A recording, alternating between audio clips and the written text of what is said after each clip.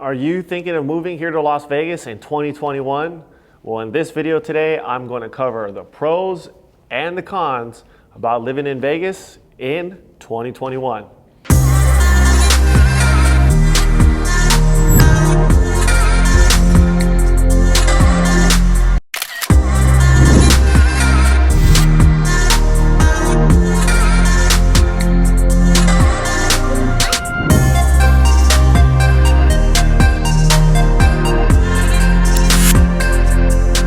Before we hop into this list, don't forget to subscribe to our YouTube channel, drop a comment below, let us know what you're thinking about the channel, some of the videos, and if we're missing anything or if there's something specifically that you would want us to cover, drop that below. Let me know so we can go out, shoot those videos, and get you all the information you need about Henderson, Las Vegas, Summerlin, all these communities, and anything to do with Las Vegas.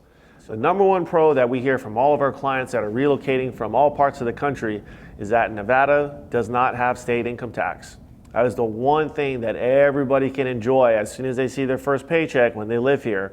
So for all of you that are living in the higher cost of living states like California, New York, or if you're like me and you moved from Hawaii, you are benefiting by living in Nevada and not having to pay that state income tax. So I think the ability to work from home, and especially with our children being able to do distance learning for now, but who knows how long that will last. And if you have the flexibility to move and relocate, I think this will be one of the things that will keep our housing market strong, is because a lot of people are starting to realize that maybe they don't need to live in a 800 square foot condo in the city. They can move to Las Vegas, purchase a home that's maybe $500,000 or $600,000, get 3,000-4,000 square feet, a backyard, and you can actually have some space to yourself and not be so confined and living in the city and all the hustle and bustle of being right in the heart of everything. You can come here to Las Vegas, have some space, save yourself some money on taxes, and enjoy everything that Las Vegas has to offer. And pro number two, this is going to be a first that this hits any of our pros and cons lists, but marijuana is legal in Nevada. So for some of you that maybe have a medical marijuana card, you can actually benefit by living here in Nevada. I know this is becoming a little more talked about, a little more popular across the country, but this is something that, yes, you do have to realize. I mean, it is part of culture today. So it is a pro, right? If that's something that you are looking for, there are a lot of dispensaries that are across town.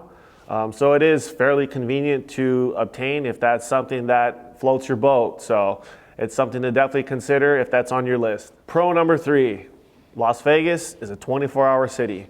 I think this is one of the best things about living in Vegas. We get spoiled with grocery stores being open all hours of the day, restaurants, everything is open. That's one of the things I hate when I travel, is if it's 9 or 10 o'clock at night and I feel like I want to go out and get some food, and so many other cities across the country, restaurants are closed, businesses are closed, but you could literally go to the grocery store at 2 a.m., 3 a.m. So everything is super convenient, it's always available, and it's literally minutes away from your doorstep. Number four, outdoor activities.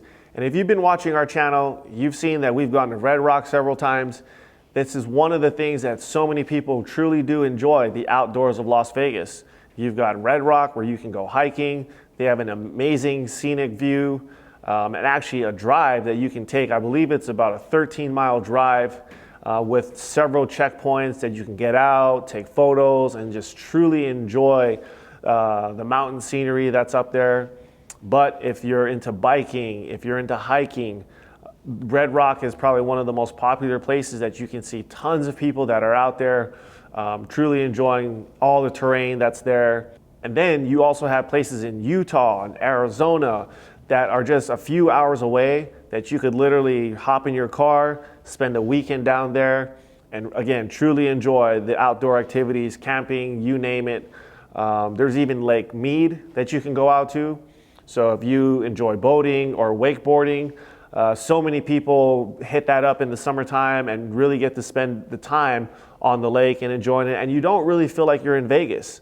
You know, a lot of times I think people think of Las Vegas and all they think about is the strip and the casinos and the partying. And don't get me wrong, those are some of the best parts about living in Vegas, but if that's not your cup of tea, there's so many other things that you can do off the strip. And to me, the outdoor activity is one of the most convenient things that you can do that has nothing to do with the strip. So not only do you have Red Rock and Lake Mead, but you also have Mount Charleston, which is probably an hour drive from the city. You can get out there and really enjoy the wintertime. So if you like to snowboard or ski, that's one of the most popular places that a lot of locals like to head out to and really enjoy the mountains. They even have a cabin out there as well that you can spend some time or even spend the weekend. And number 5, world-class entertainment and dining. Las Vegas is world-renowned for some of the best restaurants, obviously entertainment. COVID put a slight damper on the entertainment side, but Las Vegas is still known for all of its shows and concerts and all the celebrities that come here to perform. And it's really a cool thing to have. You know, when that was open, you'd have artists come and do performances all the time at the T-Mobile Arena, or they do special appearances at certain casinos. So there's all these other activities that if you enjoy music, you enjoy this type of entertainment, you have so many things to choose from when things open back up in the future, which hopefully that's going to be soon. As far as food, I feel that Vegas is becoming more of a foodie type city because you have tons of food trucks all over town. We actually did a special interview with Your Panadas. It's a food truck with Jonathan and his wife. They moved from New York to come to Vegas to open up an empanada truck. They have some of the best empanadas in town. So go check out our channel to go watch that interview that we did with Jonathan. And he's actually working on a few other special projects that we hope to bring to you guys soon to give you guys more information. There's so many other options when it comes to local dining. Spring Mountain Road is actually in Chinatown, and you have tons of restaurants, tons of places that have boba. They have all of these special, unique desserts and dishes that you don't necessarily find that in every city. And I think that that's such a cool thing to have here in Vegas. And like I said, food trucks are everywhere. And you have a lot of these high-end chefs that leave their jobs at the casinos to go open up maybe their own, small restaurant or a food truck. So you can get great food literally anywhere in the city, whether it's on the strip or off the strip. And number 6, the cost of living. This kind of ties into not having any state income tax here in Las Vegas, but generally speaking, the cost of living here is so much cheaper than so many other places across the country. And again, check out our YouTube channel. I've talked about this several times, and we've done comparisons between Las Vegas and California and New York and Hawaii. So for all of you that are living maybe in some of these cities, check out those videos because we do some comparisons between utility bills, what we pay, what an average cost would be in terms of rent versus national rent. So there's so many things that you guys can consider when making that move. I know one of the things that always sticks out to me is when I talk to people from Hawaii and they're looking to make their move here to Las Vegas. They look at the cost of a dozen eggs, a cost of a gallon of milk. You're looking at, $5, $6, $7 for the average person to spend and maybe feed a family of 4 or 5 people. Just groceries alone becomes such a burden for so many people. And I think that, if you can make the move, come here to Las Vegas and you can start saving some money, that gives you and your family just so much of a better life, a better opportunity for you to provide for your kids and send them off to college and all these other things that maybe you might be stressed out about living wherever you're living. That if you can move to Vegas, save some money on all your expenses and maybe find a job that's going to pay you a little more. Those are all the little things that can then add up to then help you purchase a home.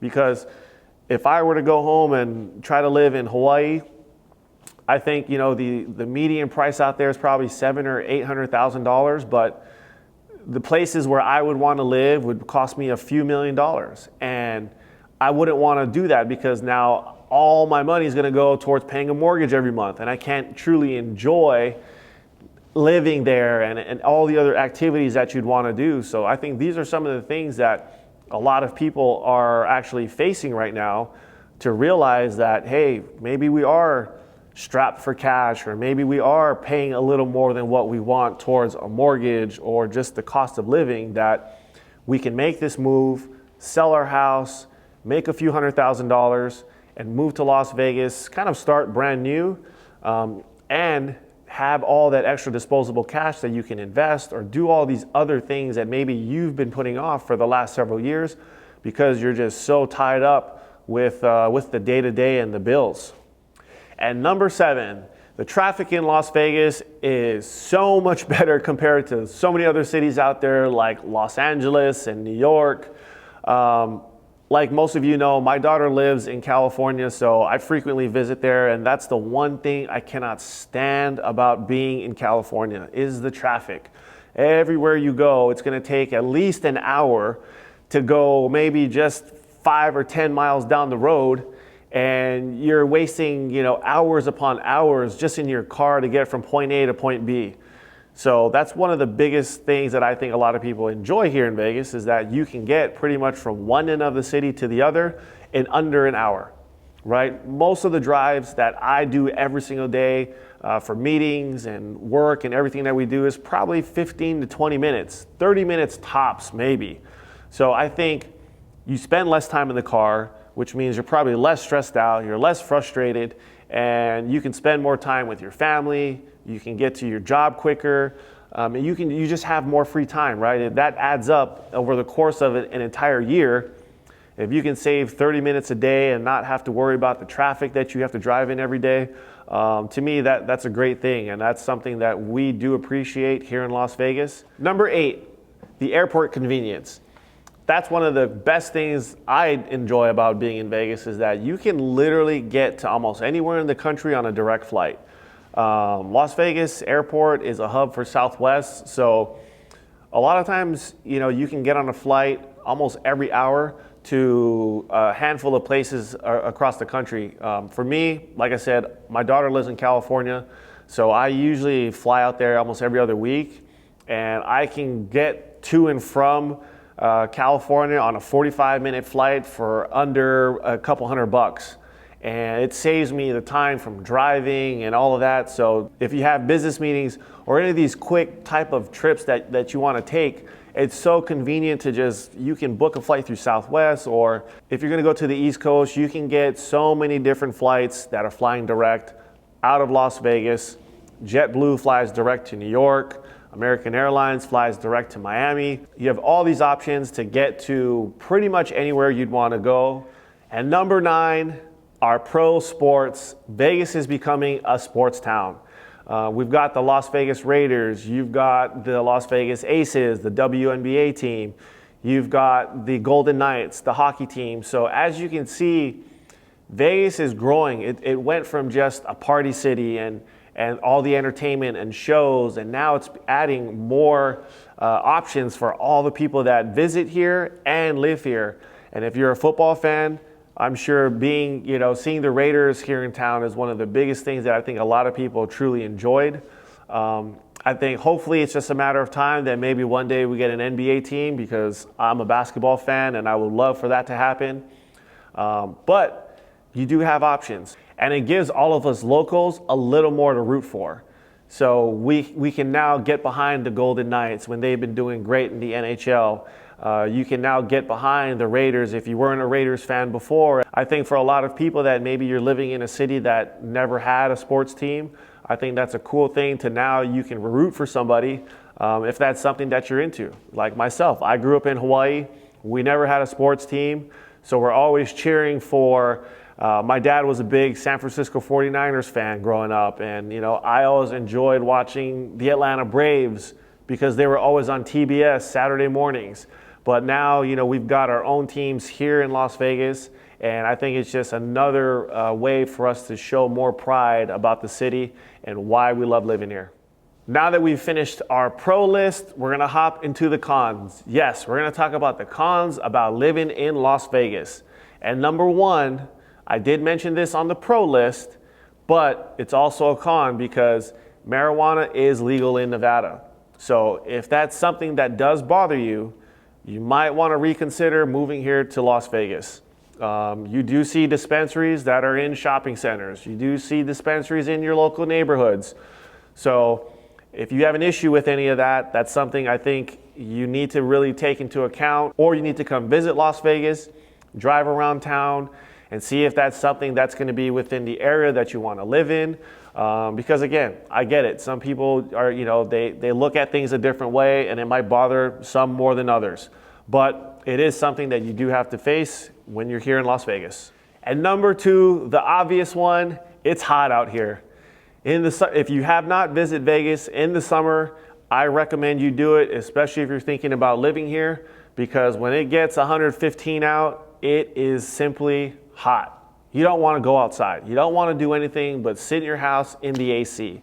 So if you haven't been to Vegas, I would recommend coming in the summer, see if you can tolerate the heat. And if you're okay with that, then hey, you passed probably one of the biggest tests. I think all of us that relocated here, we all had to get accustomed to the heat in the summertime. But I can tell you, once you get through it, it's not a big deal.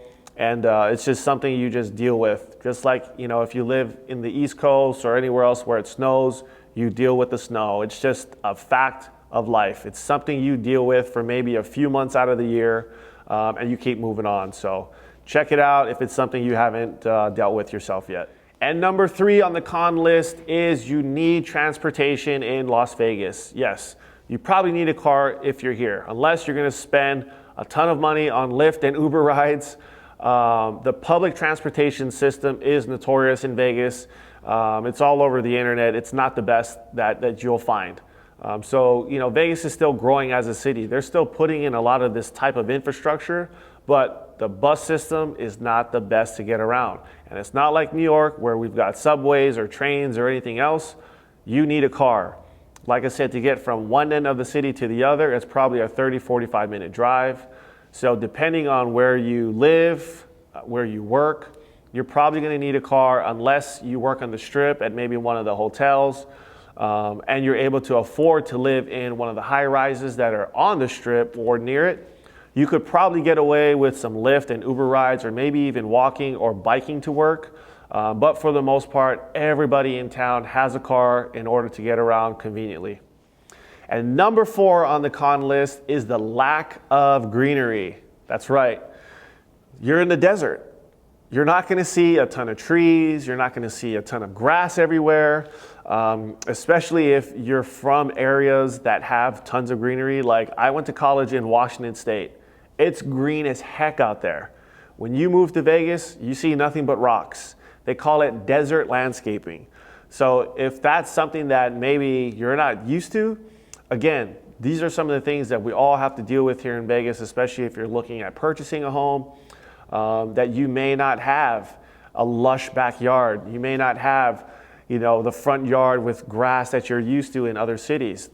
You might have some rocks, maybe some shrubs, maybe you've got some artificial grass in the backyard just to give you a little more color. But for the most part, it's desert landscaping across the board. You're going to see rocks everywhere. So that's something you definitely have to get used to if you end up moving here to Las Vegas. Vegas is a transient city. So a lot of us that live here, we've all relocated from different parts of the country, different parts of the world, which is kind of cool. But at the same time, if you're moving here by yourself, you might not have any friends. So it's tough to really get around and meet people because a lot of people are working at different times of the day, right? Vegas is a 24-hour city. So you might have, if you're working a graveyard shift or a swing shift, you're going to be sleeping for most of the day. So to be able to get out and meet some friends, it might be a little difficult. So you might be resorted to just the people that you work with at your job. So these are some of the things that if you're moving here and you don't have a big group of friends, or maybe you don't know anybody here, something to think about. Obviously there are gyms and other places like that you have anywhere else in the country, but Vegas is a very transient city.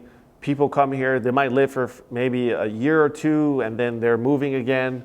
So it's very rare that you do find people that have stayed here for 10 plus years, or that you meet someone that's actually born and raised here. They're very far and few between. So people from all kinds of backgrounds, which is cool, but at the same time, it is a little more difficult to meet people and start building an actual genuine friendship with people. The education system. Everyone knows the education system in Las Vegas is not the greatest. We are at the bottom of the list nationwide. It is unfortunate, but the public school system here is not the best. We do have a few neighborhoods and parts of the city that are zoned for better schools within the school district here in Clark County. So I think that's definitely something. If you have children, do your homework. There's tons of websites, blogs that people talk about what are some of the better schools, what are some of the better parts of town to live in. So I think if that is at the top of your list, it's something to definitely look at, definitely because you want your kids to go to the best school and get the best education. There's a handful of private schools out here as well. So just depending on your budget, what type of schooling you want to send your kids to. Like I said, public schools, there are still some great schools to go to, but they are zoned in certain parts of town.